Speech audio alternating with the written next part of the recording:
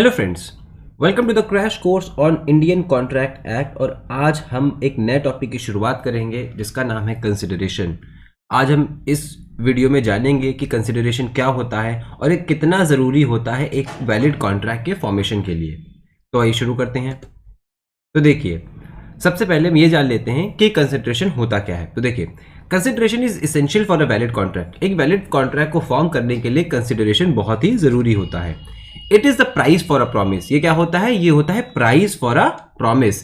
A quid pro quo, that is something which is given and taken.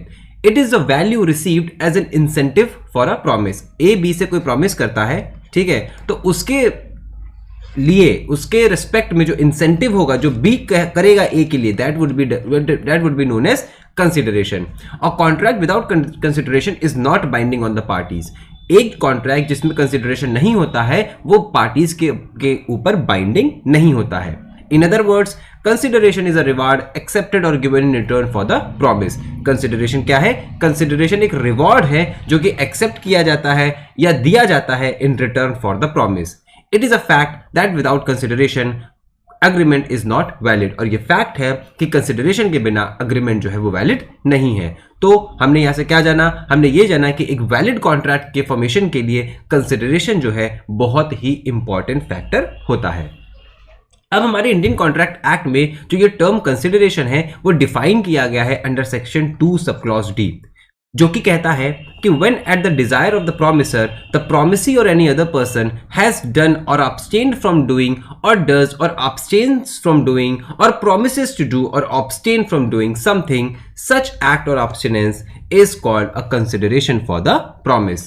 तो ये जो definition है हमारी ये कहती है कि जब कोई प्रॉमिसी किसी प्रॉमिसर के डिज़ायर पे कोई एक्ट करने के लिए प्रॉमिस करता है या फिर कोई एब्स्टिनेंस करने के लिए प्रॉमिस करता है जो कि उसने कर चुका हो या कर रहा हो या करने वाला हो, तो ऐसे एक्ट या एब्स्टिनेंस को क्या बोला जाएगा? It is consideration for the promise.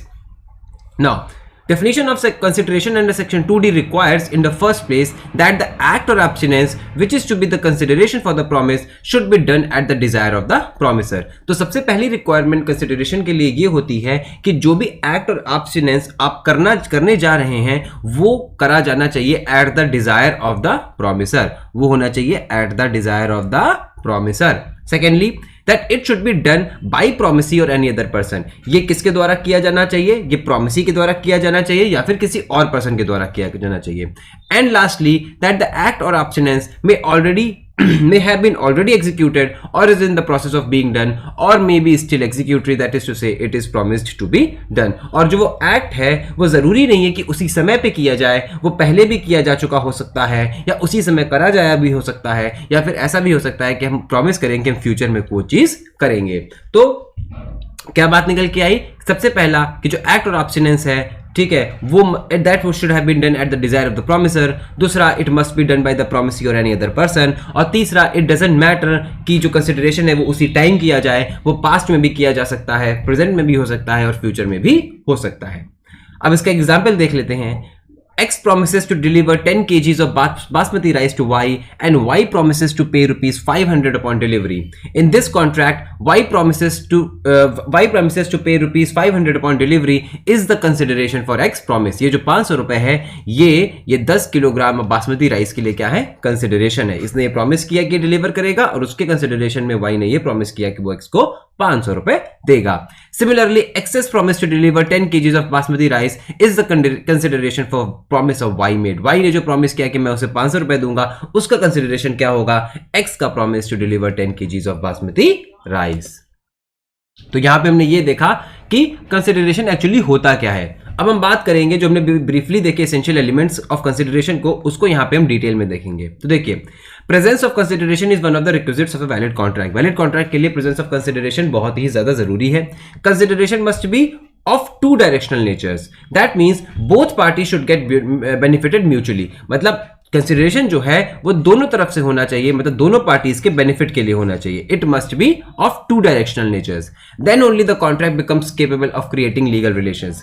Consideration में be in form of cash, goods, act और एब्स्टिनेंस। वो किसी भी फॉर्म में भी हो सकता है, वो कैश भी हो सकता है, गुड्स भी हो सकता है, एक्ट भी हो सकता है, एब्सटेंडेंस भी हो सकता है। In accordance with section 2 sub clause D the essential features of valid consideration are as follows. सबसे पहला, act done on request of the promisor. Promisor की रिक्वेस्ट पे ही एक्ट होना चाहिए। तो देखिए, an act done at the promiser's desire furnishes a good consideration for his promise even though it is of no personal significance or benefit to him। मतलब promisor के लिए जरूरी नहीं है कि वो एक्ट जो है वो पर्सनल सिग्निफिकेंस का हो या पर्सनल बेनिफिट का हो, इससे मतलब नहीं बनता है। बात यहाँ पे ये है कि जो एक्ट होना चाहिए वो उसके डिजायर पे होना चाहिए, ठीक है। The decision of the Calcutta High Court in Kedarnath versus Gori Muhammad has become well known in this connection। इस केस में क्या हुआ था कि it was thought advisable to erect a town hall at Howrah provided sufficient subscription could be got together for the purpose. To this end the commissioner of Howrah municipality set out to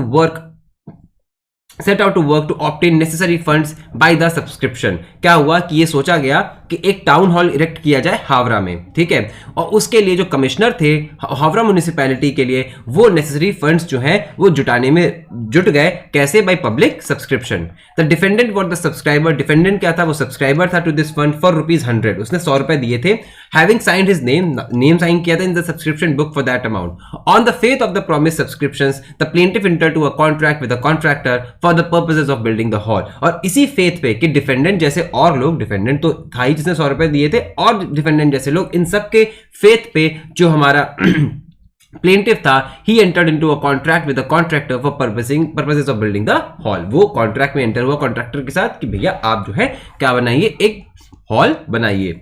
but the defendant fail to pay the amount and contented there was no consideration for his promise. यहां पे defendant जो है उसने पैसा देने से मना कर दिया और बाद में ये कंटेंट किया, चूंकि मेरे 100 रुपए के बदले में मुझे कुछ मिल नहीं रहा था, कोई कंसिडरेशन नहीं मिल रहा था, तो ये वैलिड कॉन्ट्रैक्ट नहीं है और मैं इस कॉन्ट्रैक्ट से बाइंड नहीं होता हूं।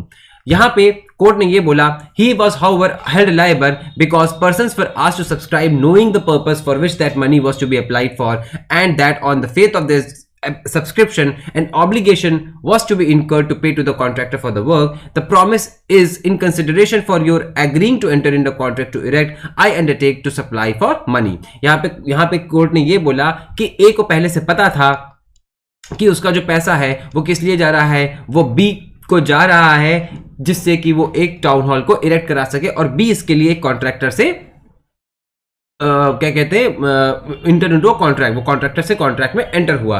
अब यहां पे जो ए है, he knew that he was under an obligation, उसको एक ऑब्लिगेशन था।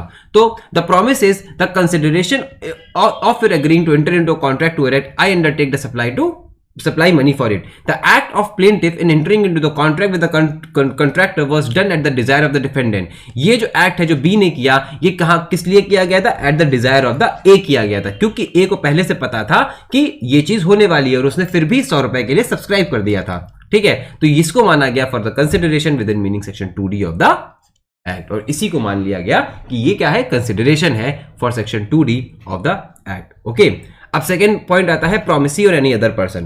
देखिए, regarding payment of consideration by third party, this principle had its genesis in the English common law, having been adopted by the courts of King's Bench as early as 67 in Dutton versus Poole। Dutton versus Poole का जो case था, इसमें ही ये पहले जो है इस principal को लेट डाउन कर दिया गया था। The notable feature of the definition of consideration in section 2D is that which is to constitute a consideration may be done by the promisee or any other person। Section 2D साफ साफ कहता है कि जो consideration है ये move हो सकता है बाय प्रोमिसी, या तो प्रोमिसी खुद कंसिडरेशन दे या फिर कोई एनी अदर पर्सन भी उस चीज को कर सकता है, ठीक है। प्रोमिसी और any other person, okay. It means therefore that as long as there is consideration for a promise, it is immaterial who has furnished it. It may move from the promisee or if the promiser had no objection from any other person। तो हमारे Indian law में कोई फर्क नहीं पड़ता कि consideration कहां से आ रहा है। कंसिडरेशन जो है वो प्रोमिसी की तरफ से भी आ सकता है और अदर सोर्स से भी आ सकता है। अब यहाँ पे जो हमारा इंडियन लॉ है वो इंग्लिश लॉ से डिफर करता है, क्योंकि इंग्लिश लॉ में क्या होता है कि जो कंसिडरेशन है that must come from the promisee only. वहां पे doctrine of privity of consideration लगता है, जबकि इंडिया में doctrine of privity of consideration नाम की कोई भी चीज नहीं है। ओके, उसके बाद हम बात करते हैं हैज डन और abstained फ्रॉम डूइंग एनीथिंग। तो the aforementioned word means that the consideration is an act which has already been done at the desire of the promisor और इज इन प्रोग्रेस और is promised to be done in future. तो जो promise हो सकता है, जो act हो सकता है और जो एब्स्टिनेंस हो सकता है, जो प्रॉमिस के बदले में दिया जा रहा है, वो जैसे मैंने पहले बताया कि वो प्रेजेंट भी हो सकता है, पास्ट भी हो सकता है, फ्यूचर भी हो सकता है। वो ऐसा एक्ट हो सकता है जो अभी प्रोग्रेस में हो सकता है, या फिर किया जा चुका हो सकता है, या फिर ये प्रॉमिस हो सकता है कि हम आगे उस एक्ट को कर देंगे। तो ये तीनों तरीके के जो कंसिडरेशन है, ये तीनों तरीके की जो चीजें हैं, ये वैलिड कंसिडरेशन मानी जाती हैं। अब हम बात करते हैं टाइप्स ऑफ कंसिडरेशन की, कि कौन कौन से कंसिडरेशन होते हैं। तो देखिए, under the Indian contract act there are 3 types of consideration, that is past, present and future. 3 तरीके के होते हैं, पास्ट, प्रेजेंट और फ्यूचर। ठीक है, तो अगर जो सबसे पहली बात है कि हैज डन और अब्सटेन्ड फ्रॉम डूइंग, जो सेक्शन 2D में लिखा है, वो रिफर करता है पास्ट कंसिडरेशन से।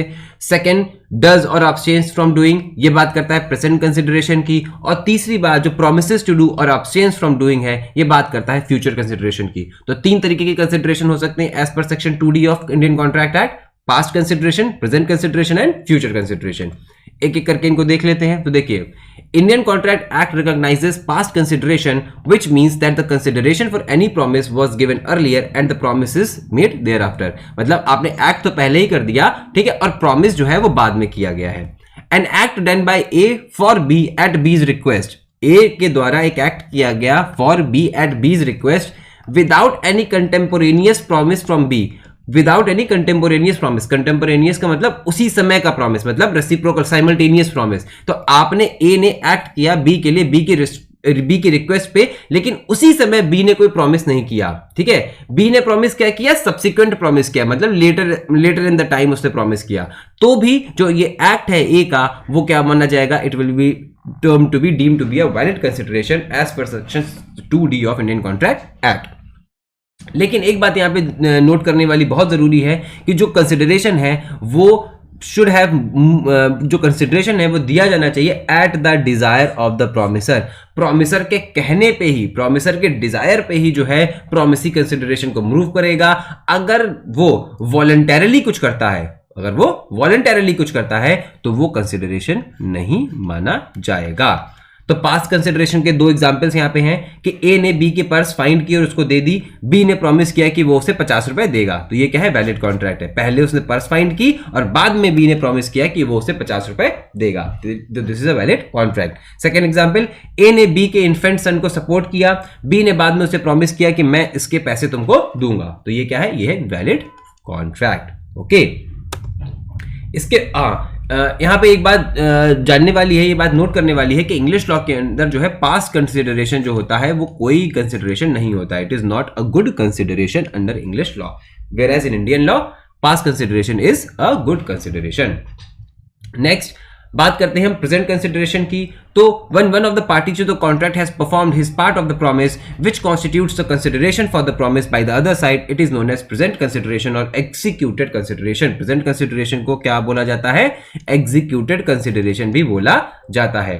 Performance of the promise by the other side is the only thing now to be done. अब क्या बचा है केवल कि दूसरी साइड वाली जो पार्टी है वो केवल अपने परफॉर्मेंस को, प्रॉमिस को परफॉर्म करे। ओके, तो एग्जीक्यूटेड कंसिडरेशन जो है वो पास्ट कंसिडरेशन से कैसे डिस्टिंग्विश होता है कि जो एग्जीक्यूटेड कंसिडरेशन होता है उसमें साइमल्टेनियसली जो है दूसरी पार्टी अपना प्रॉमिस पूरा करती है, लेकिन जो पास्ट कंसिडरेशन होता है उसमें साइमल्टेनियस कोई प्रॉमिस नहीं होता है, उसमें कंटेम्परेनियस कोई प्रॉमिस नहीं होता है, उसमें ऑलवेज एक सब्सिक्वेंट प्रॉमिस होता है। जिस समय कंसिडरेशन मूव किया जा रहा होता है उस समय कोई रेसिप्रोकल प्रॉमिस, मतलब उधर से कोई एक प्रॉमिस नहीं आ रहा होता है। ठीक है, तो this is the essential difference between present consideration and past consideration.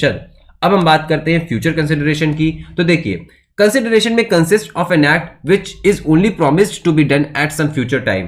मतलब ऐसा भी हो सकता है कि कंसिडरेशन में एक ऐसा एक्ट इंक्लूड हो जो कि प्रॉमिस किया गया है कि हम फ्यूचर में उस एक्ट को करेंगे।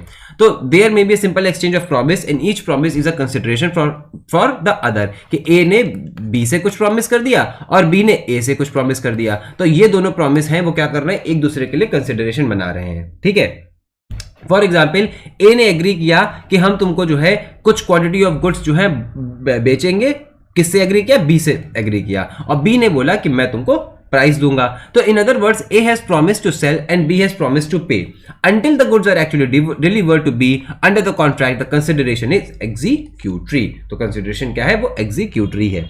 तो हमारा जो ये फ्यूचर कंसिडरेशन है इसको हम एग्जीक्यूटरी कंसिडरेशन भी बोलते हैं। प्रेजेंट वाले को हम क्या बोलते हैं, एग्जीक्यूटेड कंसिडरेशन, और हमारा जो तीसरा है वो है पास्ट कंसिडरेशन। तो आज हमने कंसिडरेशन के हमने इसेंशियल एलिमेंट्स को समझा, हमने कितने तरीके के कंसिडरेशन है उनको जाना। अगला वीडियो जो है उसमें हम exceptions to the consideration discuss करेंगे और उसके बाद बचे हुए जो भी कंसिडरेशन से रिलेटेड पॉइंटर्स हैं उनको भी डिस्कस करेंगे। अगर आपको ये वीडियो पसंद आया हो तो आप हमारे इस वीडियो को लाइक कीजिए, चैनल को सब्सक्राइब कीजिए और हमें सपोर्ट कीजिए। अगली बार हम आपसे मिलेंगे, तब तक के लिए thank you and happy learning.